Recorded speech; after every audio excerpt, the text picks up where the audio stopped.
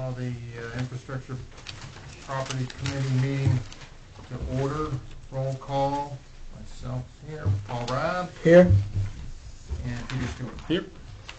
This is the last committee meeting. All right, the first item on the agenda, the bids to purchase map 52, lot 20. You saw we had, 3 bids?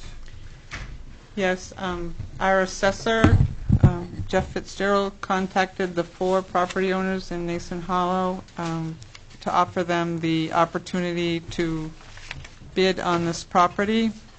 We received 3 bids from Nate Holyoke for $1,000, Eric Borges for $3,000, and Troy Sheehan for $5,007. And my recommendation is you go with the high bidder. The total amount, the minimum bid on this property was put out at 900 and can't remember the change, but which were the amount of taxes that were outstanding at the time the property was foreclosed on by the town a number of years ago. So that was the minimum that was, and the high bidder was $5,007. Any comments from committee members? Any public comments? All right, I guess take that recommendation. Council there. We have to vote each one, I think. No, it's just a recommendation. Next one. As long as there's nobody screaming about it. Ambulance purchase. Again, we went out to bid. Do you want to talk a little bit about that? We have our fire chief and Captain Connor here to discuss their process, but we had 5 bids. Gentlemen, would you like to? It was pretty detailed bid work. It is, but the result of the bid work is a solid truck that lasts and something that we can continue to use for the time that we try to use them for. So we sent out 5 bids. We sent out bids to 8 companies, all the area companies that service and provide ambulances in our area, anyone that we could list and find. We have 5 bids back from those companies. They had about a month to go through them, and this is more bids back than we've had. I think the last bid that we sent out 4 years ago now came back with like 2 bids. So we had 5, which was a lot more than we expected. AB came in at low again. That's what we have currently. So it came in about where we expected. The last one we got? Do you remember? It was like 160, 170? Like 179. It was pretty close to 180 Yeah. last time. So 4 years ago, it's pretty close to the same. The specs that we sent out this time around are the same specs for the ambulance that we currently purchased the last time. So same size cabinet, same material, same number of lights, same everything is essentially the same on that truck. The addition is the recorder to record the camera in the patient compartment while we're transporting patients for crew and patient protection. It won't be an all the time thing. It'll be more of a if you suspect that you think you need it type of situation. But patients are becoming, it's a different world now than it was 20 years ago. So just to kind of protect us as well down the road, should a patient decide to, we're hearing more reports of patients getting violent and those sorts of things. So having that sort of protection is in place is a positive. Well, as it turned out that the murder of that sheriff,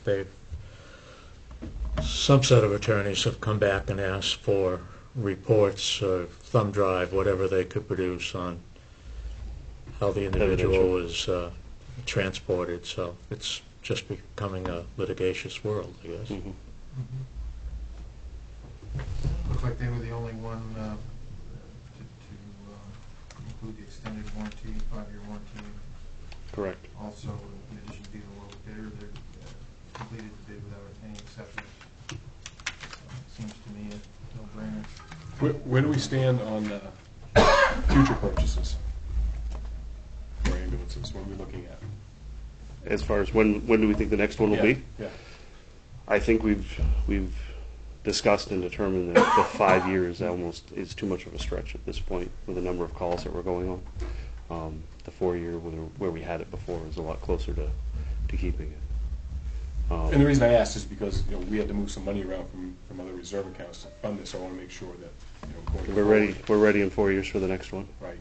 Yeah. If that's what we're looking at. Mileage on the trucks, I apologize, the mileage that I quoted in there was higher than, it's the highest truck we have right now, correct? I think it's what 150?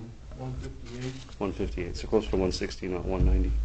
A2 has 157, and the new rig is 114,000. So A2 would have been front line when we put it in the back line. A3 I think right now has less mileage than A2 does, simply because our call numbers have increased and we're putting more mileage on our frontline truck before we move it into the back line. So 4 years I think is really what we're looking at.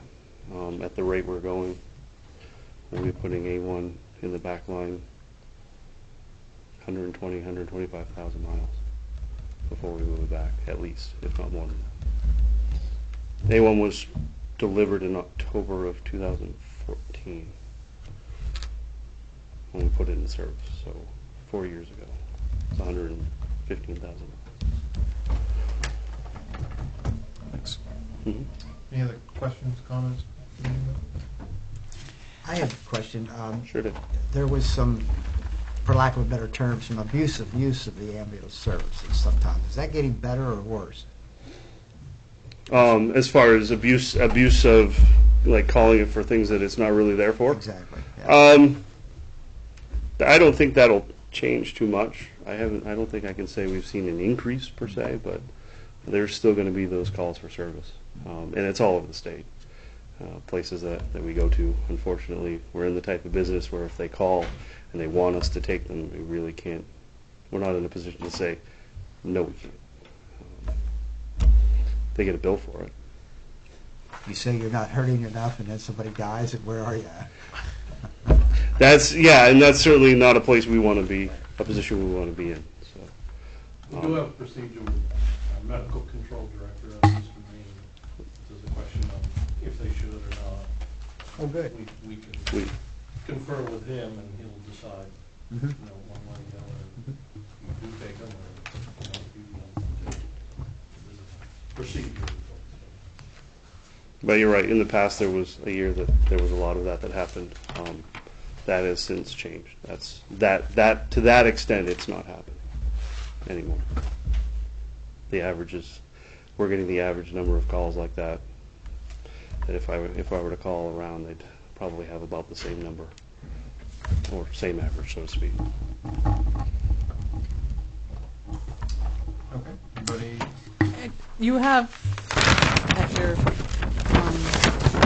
when we talked about the ambulance during the budget, you also were reviewing your capital reserve funds and identified a number that were for things that were either were completed or no longer relevant. And rather than adding more money to the budget to fund this ambulance, you talked about closing out those accounts that had items that were no longer relevant. And so I went through, if you on this sheet, the ones with the stars on the side.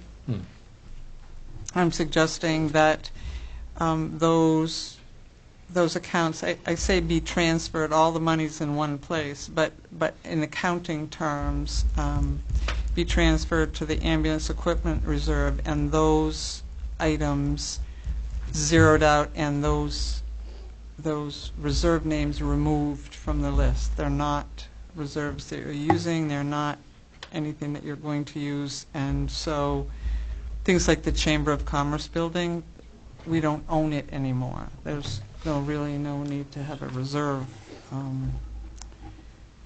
for it. The natural gas project was a project you did that's completed and over. There's $27,000 left on that.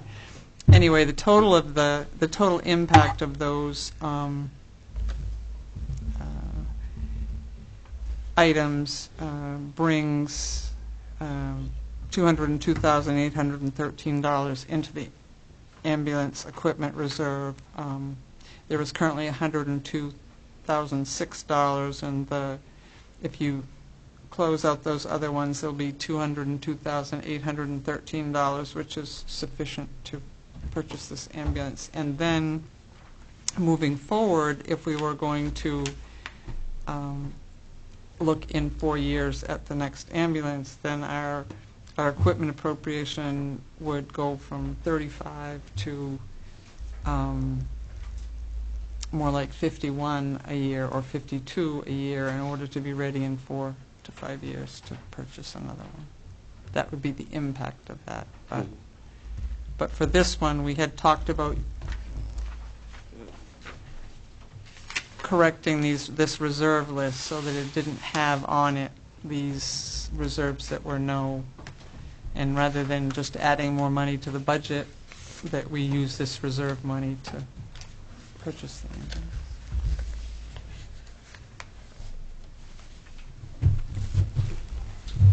Okay, any comments from the public? Recommendation. Thanks, Chris.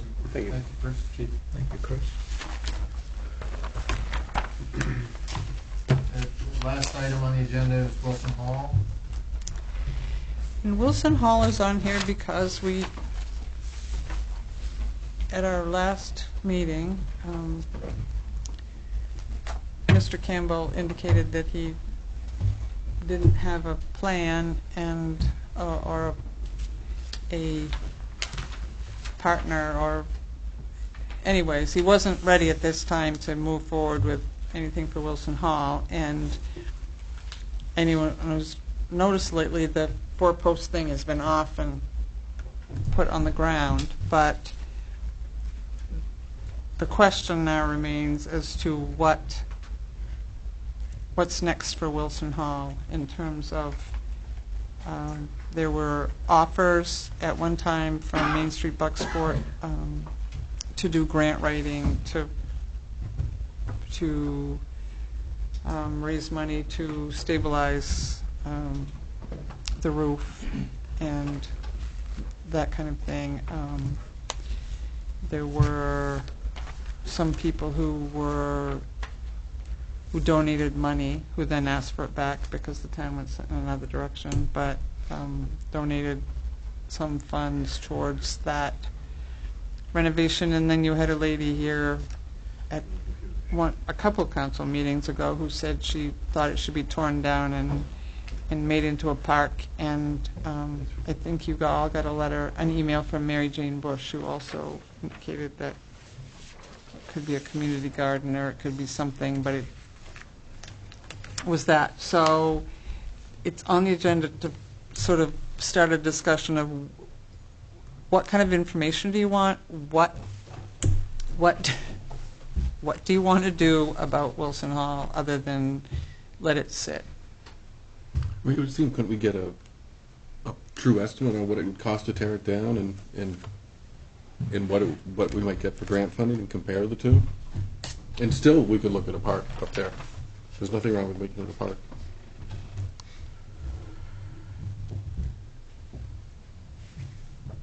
What about taking that'd be one end of the pendulum, get an estimate about tear down, but also get a estimate for a inexpensive metal roof to Just to stabilize it. Yeah, and go after grant funding and see what the two look like in a year. take a look at both costs. Because the grant cycle is going to take a year Yeah. to figure out what you could get there. Yeah. So it wouldn't be any A worse than lot of people have spoken to me and said they believe every effort should be made to save it, and there are others on the other side of the fence, so saying tear it down, so we'll look at both costs. And Yeah, see what they look like and make a decision, because if it's 60 to tear it down and 80 to stabilize it with grant funding, Did we have a tear down figure at one time? You had it was, must have been in 2014. Was that, Jeff, when the council was, I only say that because it was before my time, so I don't. 35,000. Early 2015. And were there many bids, Jeff, at that time? There were, I think, four or five. And they ranged from what to I what? couldn't say off the top of my Okay. head, but I think the low bid probably was in the area of around 50 grand. It was 35,000 for the low bid. Was it 35? All right.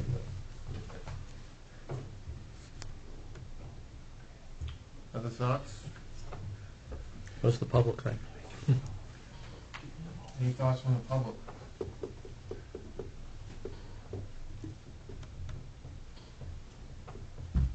I think what I heard in the past since I've been on is that there isn't any appetite for to put town money into the building. Is that pretty much what's been That's going on? what, since I've been here, for 14, that's been what I've heard. Robbie, and it's more than just the building. There's no parking on the property. The parking belongs to the apartments, so you'd have to develop parking as well. In order to do what, though? For people to use that building. All the parking that's on the sidewalks and all actually belongs, or the people that live in the apartments actually Right. claim those lots. So there's actually no parking per se at Wilson Hall. It'd have to be developed, like the lot behind on Central Street. Right. It would have to be developed on the left-hand side if you're facing the building from Middle Street. Or in front of it, yeah. Middle Street, yes. Is there a concrete plan for a use for it? No, If you fix it up, what are you gonna use it for? no. That's a great question, Jim, because the point of this discussion is, what are we doing and what's the goal? You know, what, and part of some people's goal right now is to stabilize the building so at some point when someone's interested that it could be turned into something else. That's one thing that's been mentioned. And then, as I said, the lady who lives in that neighborhood says that it should be a park. That Well, we just sat here and listened to a contractor for a year, a 6 month, and then a 3 month, and then another 3 month, and he still didn't have a plan. You know, are we gonna be writing a plan while the dust is settling where it fell through? Well, Jim, we'd be able to compare what it would cost to tear it down versus what it would cost to actually just stabilize it, not redevelop it, but stabilize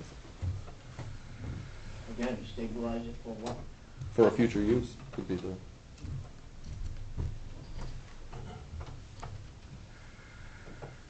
I think we've seen those numbers in the past. The numbers to tear it down were substantially less than what it would take to stay. I mean, stabilizing it's stabilized now with the roof off, with the thing off. It's just falling in around itself.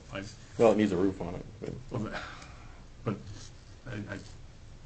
I mean, there is historic preservation that, could be looked at. We took a year and looked at we've had a private lot. venture. We've had a lot of people look at it, and nobody stepped forward. If it comes down, there's a chance for redevelopment that may exist. That somebody's just waiting with to be able to do something. But with that building sitting there, we're not seeing people jump through hoops to come and do anything here.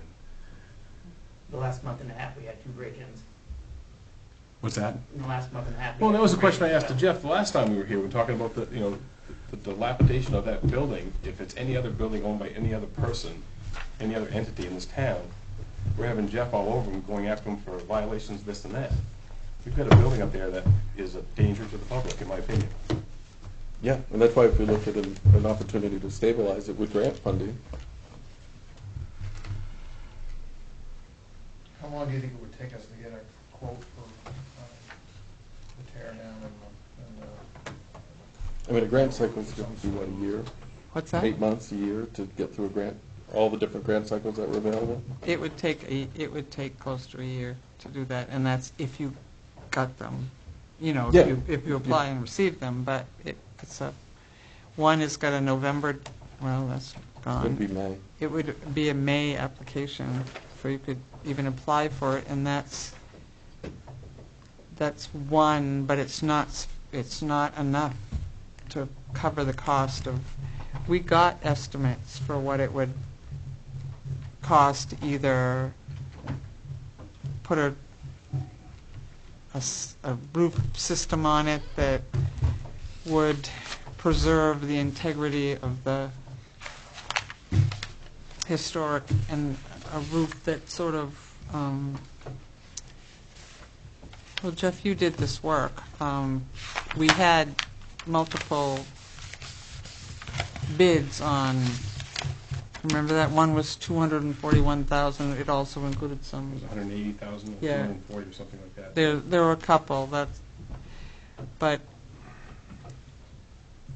grants that also included some windows, though, not just the roof. But the roof piece, depending on what you were going to do to it, would require more than one grant. The one that was mentioned was a steeple grant, which stabilized the structure that's on top of the roof, not the roof itself, but the piece that we just cut the top off from so that it didn't go down through the building. Again, we can get a current demo price and a Well, the roof price, I forgot about that. It included windows, and it wasn't too long ago. I mean, we did that we could use that as a, as a base. as a base. assume it's gonna be quite a bit more than 35,000 to tear down. You mentioned a metal roof. Is something to put over it in the short term, I guess is what is that what you meant by that? But that seems, I don't know, it seems like Again, to what end, though? Where are we heading with this? I think that's.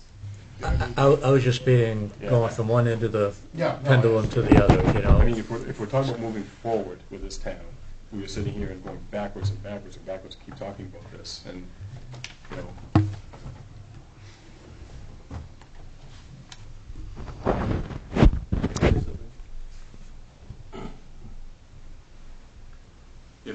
If you'd like to get some figures on demolition, I suggest we just pull out the list of the bids that we did receive and contact these contractors to see if they still honor that price. If not, what their revised price might be.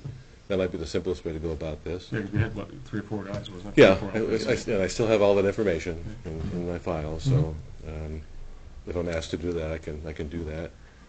If you're interested in saving the building, or heading in that direction to save the building, the thing that's killing that building now is water. There's water pouring through the roof every time it rains, and when you get water in a building, and a wood frame building, it's not a good mix. So the building is stabilized. I hear you keep saying we need to stabilize the building, but the building is structurally stabilized now with the work that we did in 2015 by securing all the rotted framing inside, the floors that were collapsing. We secured that now. So until we did that, it wasn't safe to walk through maybe 25% of the building. Now you can walk through the entire building with complete safety. If you think this building is worth preserving, this historical landmark of Bucksport is worth preserving, then I would suggest you keep the water out. And to do that, I would not suggest a metal roof. I simply suggest a temporary covering made of EDPM, which is a rubberized roof membrane that's used all the time in flat building construction, flat roof construction. We did actually get a price from a contractor to do that. As I recall, I think the price was right around $20,000 to cover the entire roof with this roof membrane.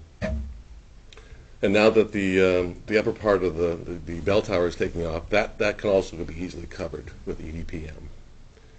Doing that, it's a fairly long-lasting material, so if the building has to sit there for a number of years, you've at least taken steps to stop the water from coming in. I mean, at what point do we just put this up to a vote, council vote, and decide what to do, one way or the other? That's the If question. we're all coming down on, we're gonna come down on different sides, potentially different sides, and spin our wheels over and over. Do we want to just get a little bit more information and then recommend to the council we put it to a vote to go one way or the other, or drag it out? I think that's a very good idea. Get the upgraded costs for demolition from the companies that did have the cost of the rubberized membrane, make sure that that is an installed price, whatever that was. I do remember we talked about that because we were talking about a way to just keep the water out until. Does the water come through the windows or the doors or anything? It has to because there's wood there, right? Well, wind-driven rain might. Would that but I would say very little water comes through the But there is windows. water coming through. There are a number of holes in the roof because the shingles are blowing off. Right, but through the windows and the doors and the openings there? No, they're all covered with plywood, so I would say there's very little water infiltration. But if you had a hard wind-driven rain, it's possible, I suppose. But there is water, correct? I would say 98% of the water coming in that building is coming through the roof. Okay. So there is 2% water. Yes. That's just a rough guess.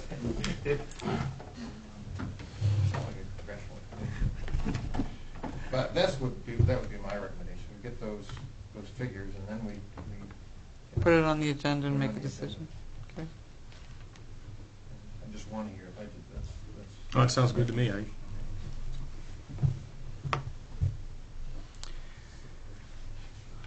Okay. Any other comments from the public on that? I thought there was going to be a public hearing on this. Such a kind of broad range of views. There was one, pardon my voice, it's terrible. There was one back before Mr. Campbell took on the project. And you had a packed house. And at that point, you gave 6 months to that group to figure something out. 2 weeks later, it went to Mr. Campbell, so that all died aboard. I think at the least, in deference to the people that came, let them take a shot at it. I agree, no town money, no, see if you can get the parking there as well. And maybe the answer is to take it down. But we haven't had 3 to 4 people, 5 people who really want to get their hands on how to make this happen as a good thing for Bucksboro, not as a thing to make money with. I think there are ways that can be done, but we need to delegate it to 3 to 5 people to get on that, give them a deadline for 6 months, and then look at the report. At the end of that, you may indeed say, down it comes, but you will have done all of your due diligence, and there'll be numbers attached. Again, I apologize for the wait. That reminds me, Don, I did receive a comment from a public member. One was me when I speak, not to lean back and speak, that I need to speak into the mic. The second was to ask Mr. Houghton to come up to speak into the mic, and any others when we're doing this, because they can't hear it well on TV. But as far as the process goes, public hearing. Well, there would be enough Before people we here. vote on it. Yeah, I mean, when we come up with the proposals, the folks will be here. You know, Well, we can advertise that we're holding a public hearing for input on Wilson Hall that will be made at whatever meeting, and that way it's posted, it's out there, people can know if there's a,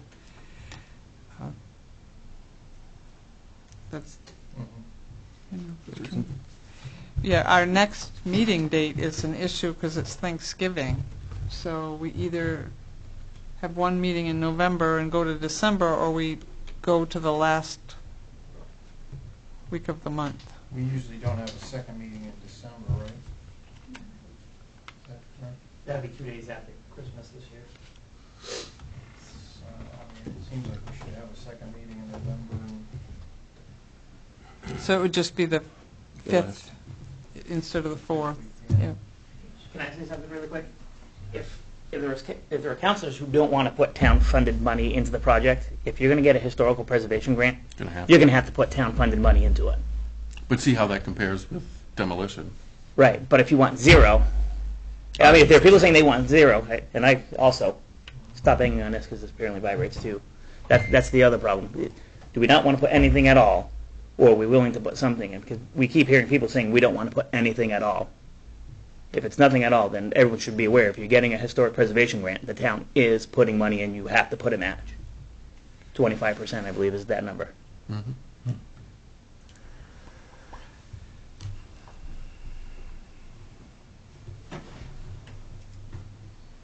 Dan, you want to weigh in on anything?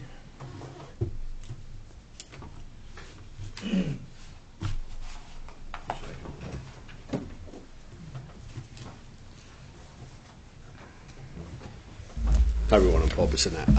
I just think a decision at some point needs to be made about Wilson Hall. As I stated at Candidates Night several weeks ago, I moved back to Bucksport after I graduated from the University of Maine in 1998, and we were talking about what we were going to do about Wilson Hall in one form or another. So we're over 20 years now. It's time, I think, that this council, as constituted now or as it will be constituted shortly, makes a decision about the future of Wilson Hall with a firm deadline in place and a firm decision moving forward. That's my maybe 2 cents.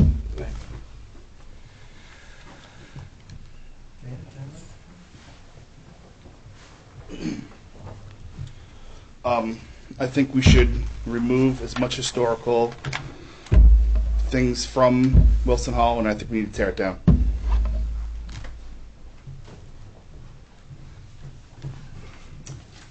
So I think recommendation is that we publicize the next meeting where it's going to be on the agenda, and I think what I heard was agreement with the committee members that we take a vote.